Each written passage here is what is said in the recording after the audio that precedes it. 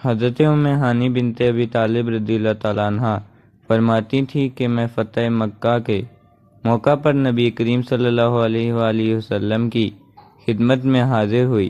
میں نے دیکھا کہ آپ غسل کر رہے ہیں اور آپ کی صاحبزادی فاطمہ رضی اللہ تعالیٰ عنہ پردہ کیے ہوئے ہیں۔ انہوں نے کہا کہ میں نے نبی کریم صلی اللہ علیہ وآلہ وسلم کو سلام کیا۔ آپ صلی اللہ علیہ وآلہ وسلم نے پوچھا کہ کون ہے؟ میں نے بتایا کہ ام ہانی بنت ابی طالب ہوں۔ آپ صلی اللہ علیہ وآلہ وسلم نے فرمایا، اچھی آئی ہو ام ہانی۔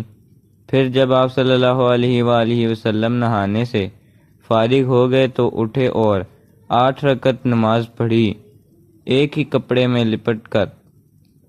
جب آپ صلی اللہ علیہ وآلہ وسلم نماز پڑھ چکے تو میں نے عرض کی کہ یا رسول اللہ، میری ماں کے بیٹے علی بن ابی طالب کا دعویٰ ہے کہ وہ ایک شخص کو ضرور قتل کرے گا، حالانکہ میں نے اسے پناہ دے رکھی ہے۔ یہ میرے خاوند حبیرہ کا فلاں بیٹا ہے۔ رسول اللہ صلی اللہ علیہ وآلہ وسلم نے فرمایا کہ ام ہانی، جسے تم نے پناہ دے دی، ہم نے بھی اسے پناہ دی۔ ام ہانی نے کہا کہ یہ نماز چاشت تھی۔